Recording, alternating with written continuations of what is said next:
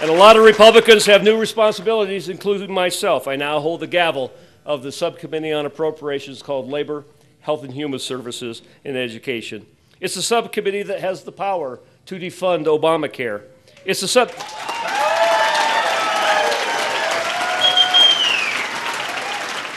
It's the subcommittee with major responsibilities for entitlement reform.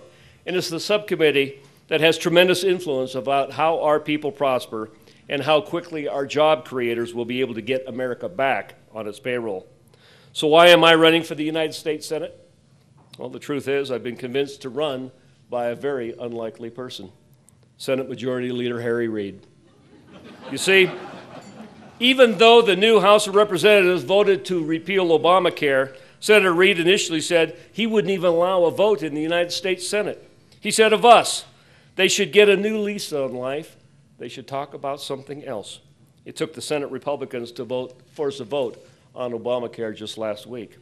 And after the House voted for a ban on earmarks, and even after President Obama said he'd veto any bill with earmarks in it, Harry Reid said, I think it's the wrong thing to do. I don't think it's helpful. I think it's a lot of pretty talk. Pretty talk. I mean, how could Harry Reid be so arrogant? Well, a big reason is because he's got two sure votes from the state of Montana for him in Washington. Two sure votes not to ban earmarks, to vote for Obamacare, and to vote for the entire big government agenda. And one of those votes is John Tester. When Harry Reid wanted a $1 trillion stimulus bill, John Tester voted yes. When Harry Reid wanted to pass Obamacare on Christmas Eve, John Tester voted yes. $500 billion in higher taxes, John Tester voted yes. $500 billion in cuts to Medicare, and John Tester voted yes. Taxpayer dollars to pay for abortions, John Tester voted yes. The Cornhusker kickback, John Tester voted yes. The truth is that John Tester has become a reliable yes man for Barack Obama and Harry Reid, and he's voted with the Obama administration 97% of the time. Elect me as Montana's next senator, you'll see things done a lot differently.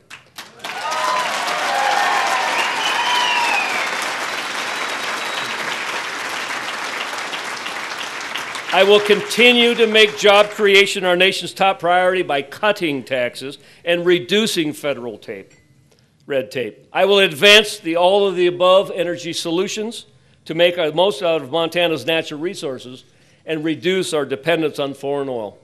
I will vote to cut federal spending, reduce the federal budget, and repeal Obamacare. I will fight to delist the gray wolf. Fight against the Obama administration's secret plan to take over millions of acres of our state by declaring them a national monument. And I will fight all the other ways power-hungry bureaucrats are trying to grow government by administrative fiat. And I will never, ever, ever be ashamed to stand for the life of the unborn child and the sanctity of traditional marriage.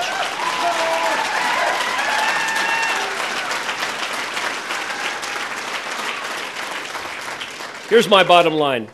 I believe it's a tragedy that so many Americans are wondering whether their children will have less opportunity than they did. No generation of Americans should ever have to think that. And if I'm elected, my mission will be to preserve and extend the sense of boundless optimism and limitless potential that has always defined this land of liberty.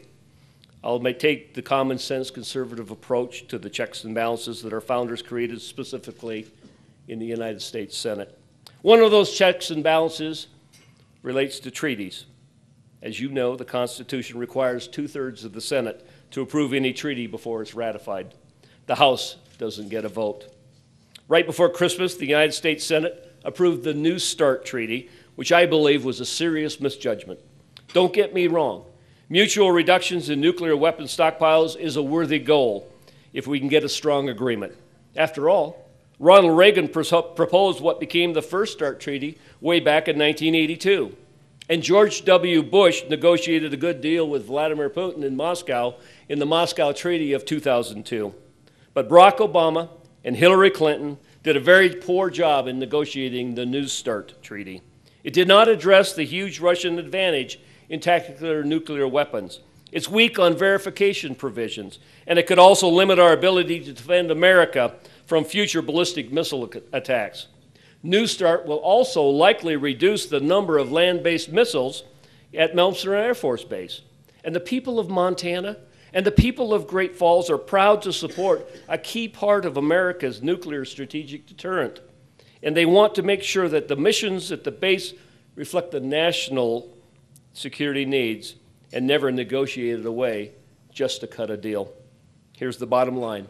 Instead of approving New START, the United States Senate should have told the White House to start over. But the lame duck Senate ignored every concern and approved the treaty anyway. And based on how the Duma in Moscow has interpreted some of these same provisions in the treaty, it's pretty clear that President Obama and the United States Senate got rolled by the Russians.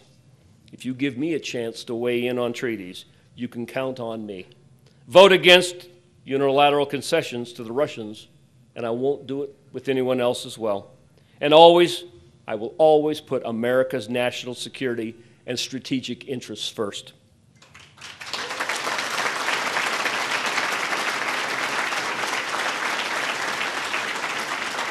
Another one of those checks and balances is the advise and consent that the Senate provides for the president appointments to the federal bench. We all know what's at stake here. For decades, liberal judicial activists have created new constitutional rights out of thin air and have eroded some of the fundamental liberties our founders enshrined in the Bill of Rights, including our Second Amendment right to bear arms. President Obama has tried to move the federal judiciary much further to the left, and both the Montana senators have been with him every step of the way. For example, they voted to put Sonia Sotomayor on the Supreme Court. In her very first term, she joined a dissenting opinion that said, quote, "The framers did not write the Second Amendment in order to protect a private right of armed self-defense." Really? John and Max may not understand how their vote for Sotomayor has put our Second Amendment rights at greater peril. But I do know they did not learn their lesson. The very next summer, they voted to put another liberal on the court, Elena Kagan.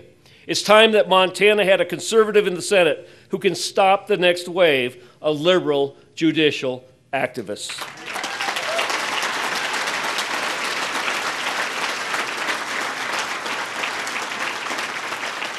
We all know that our Ninth Circuit has been described as the most liberal in the nation when it's just not plain crazy. And we all know that Judge Don Malloy is due to step down soon from the federal district court here in Montana. When that vacancy occurs, you know that our current senators will give a rubber stamp to any nominee as liberal as Judge Malloy. But you can count on me as a senator to use the power known as a blue slip to block any appointments to the federal court in Montana who are outside of the judicial mainstream. This race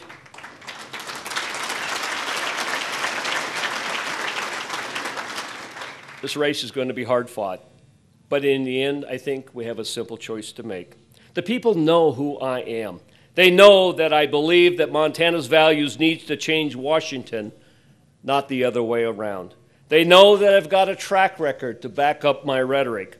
And they know I'm not afraid to meet Montanans face to face, like the 75 town hall meetings I've done in the last 2 years alone.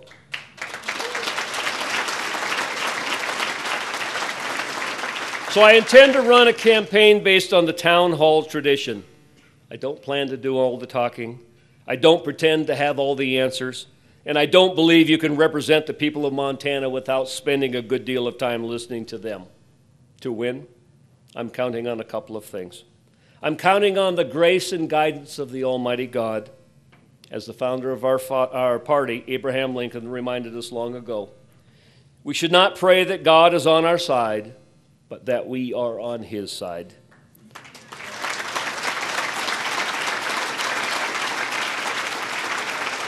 And I'm also counting on the support of my wife, Jan, and the rest of my family. You are God's greatest blessings to me. And I'm counting on all of you. You know what's at stake in 2012. You know what it's going to take to win. I offer myself as your candidate to help us take back the majority in the United States Senate in November of 2012. Thank you all. Thank you. Good night, and God bless.